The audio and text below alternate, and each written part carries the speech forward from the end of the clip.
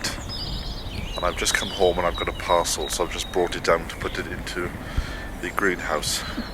But there's just one other person working down here, and it's nearly dark. I know it doesn't show up on the camera, but it's nearly dark, and it's actually starting to rain as well, which is quite nice, because we haven't had rain for a while. So I'm just going to pop this into the greenhouse and just have a quick look at the plot. Look at this. In the near dark, the daffodils and tulips are still lit up. And this is Prince William, something I put in last year, and that's in flower. That wasn't in flower yesterday when I was down. Just amazing what a day can change on the allotment. I can only just about see this. 42.7 is the warmest it's been today, and the coldest is 9.2, and the temperature now is 16 degrees, which will stay in this greenhouse and eke out throughout the night.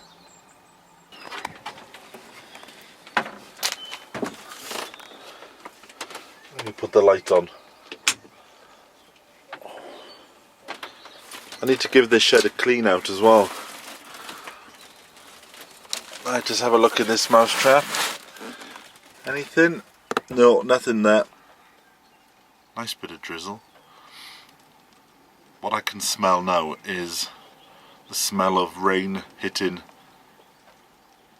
the ground that's been baked all day by the sunshine. I think this could be the first time in a week that I've seen rain.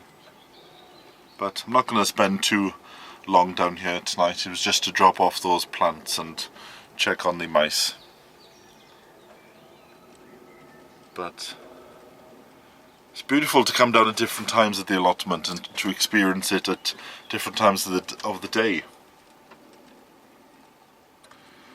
In a few weeks I want to be down here about 4:30 in the morning to film the dawn chorus, or to record the dawn chorus anyway. So, right, let's switch off the light and then head home. I don't think I'm going to see Rusty today. He's probably stuck in his bed somewhere.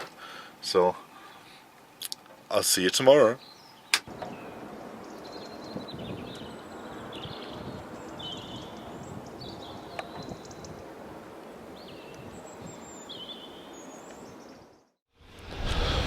Well, it's positively freezing today compared to the weather that we have had. I must remember to sow some lettuce today. I keep forgetting to do it. I can see Geoff's down. He's got his grass cutter out. Vivi hasn't been down the plot that often recently due to a bad back, so Geoff is just helping her out by mowing her grass.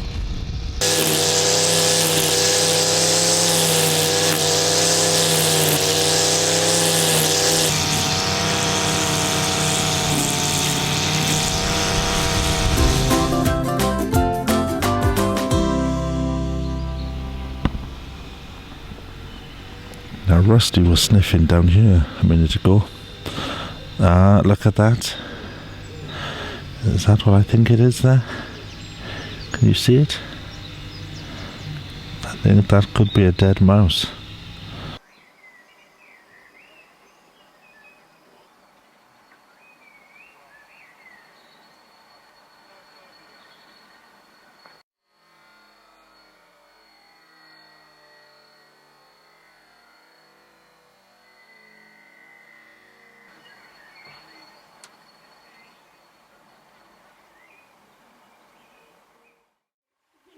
Today I'm sowing Nicotiana. It's one of the first flowers that I ever grew in the garden.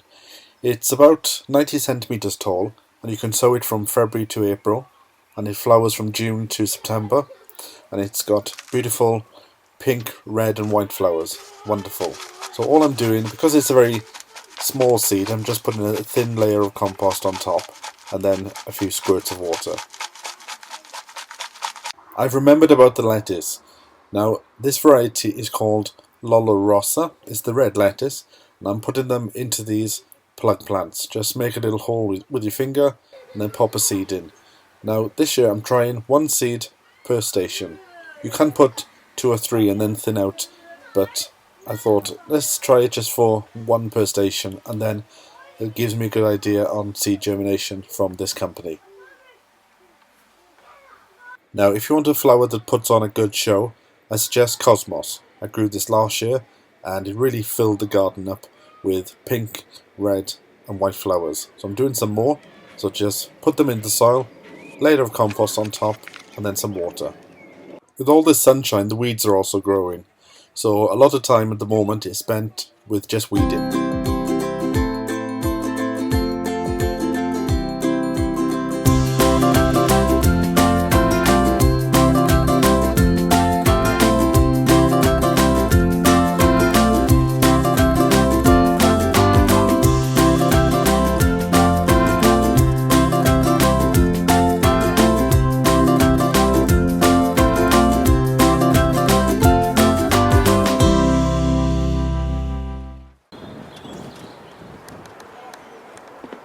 I just wanted to highlight this tree for a second and read to you the description on the box.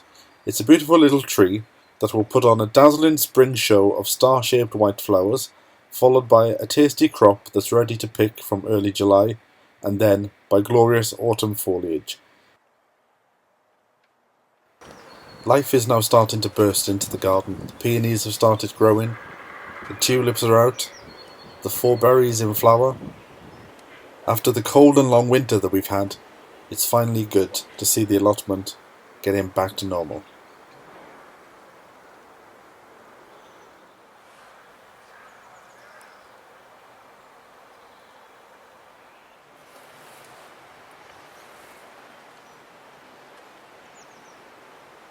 I've had a quick look around the garden to see what I can do today, and I've noticed that the mint has started to come back, so all I need to do is just remove all this dead wood from last year and just tidy the plant up. But another job that I've noticed is some of the daffodils have now come to an end and they're starting to produce seed, and we don't want that because we want all the goodness to go back into the bulbs. So all you do is find the daffodil and just put your hand down to the base and then just give it a sharp pull and pull the actual daffodil flower out, and then all the goodness then will go into producing a bigger bulb for next year. You basically do this to all the bulbs in the garden. So like I said, you want the goodness to go into producing bigger bulbs for next year. It doesn't matter that when you pull them up, if you say leave a bit of stalk there, that's okay. But the important thing is just to get rid of these. And it makes the garden look tidy. And it makes you feel that you're now going into summer.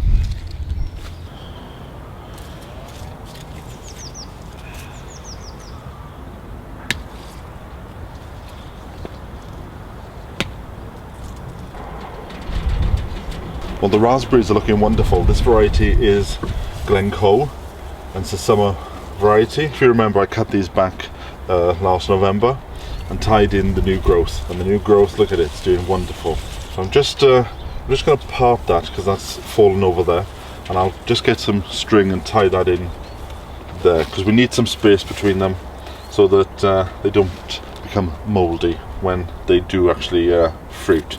I think this year I'm going to get a good crop out of them. Well, it's starting to get a bit nippy outside, so I've come indoors where the temperature is 25 degrees, and you can really tell because I sowed some seeds about a week ago and they're already up and through the soil. Now, some seeds that have surprised me with the speed of their growth is the squash. That's popped up in a week, and especially just behind that is the melon. Now, melons are notorious. You need heat for melons, and this is a sure sign of how warm the greenhouse has been over the last 7 days. And then just beyond that is the popcorn from the James Wong range. These are the goji berries that I transplanted last week. I sowed these back in January, and they'll stay in the greenhouse now until the last frost, and then I'll put them outdoors, and then we'll get fruit off these next year. The slips of the sweet potato, they're in water, And the idea behind this is so that the roots all form, and then we'll pot them up and we'll keep them in the greenhouse this year. But they've still got a way to go, so I'm just keeping them in this water. I've got 3 different varieties, and this will be the first year that I'll grow these, so it'll certainly be interesting. It won't be long before I'll need to clean the greenhouse to get ready for the tomatoes, which I'll probably be potting on in about 3 weeks' time. It's very easy, even in a garden as small as this, to forget about certain areas. And this is one of those areas that I've forgotten about. And I haven't really grown anything in here whatsoever. I put some plants in here a few months ago, but nothing. So what I'm thinking is to use it. I'm going to divide the bed up into 2. So we'll just put a little... I'm still going to keep the coldframe on top of it, but I'm going to divide it up into 2. And I'm thinking I will put spinach on one side and rocket on the other.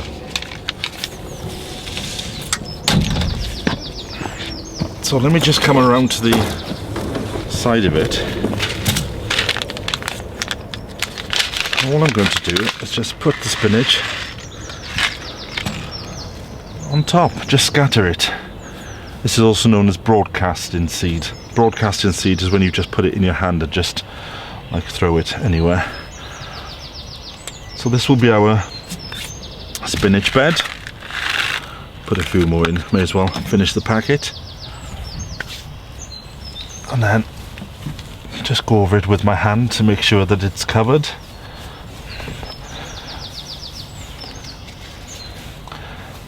And then on the other side, so we'll just make that a bit deeper, just so I remember.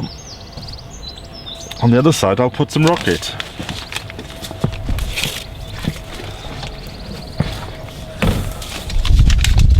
Because they're in the cold frame,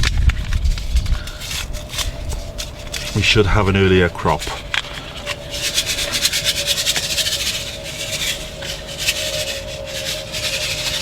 I can always thin them out later.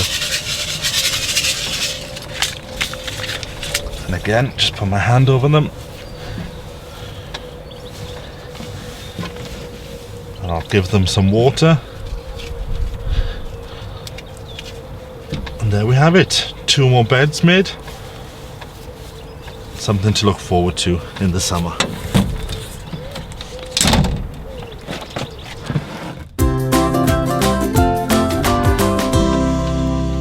I've decided where my sweet corn is going, but it won't be going out for at least another 4 weeks. But what I'm going to do is I'm going to put down some weed suppressant membrane now, just for something to do, because there's not really...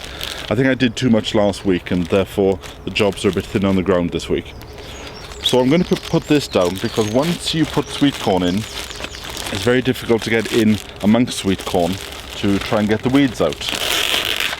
And this is like any other weed suppressant, but the difference is with this one, this company has already put holes in. There you go. So just pop that on the ground, and the holes are already in place for you to pop the plants in. It's a bit windy today, so it's a bit difficult doing this with just one person, but we'll crack on.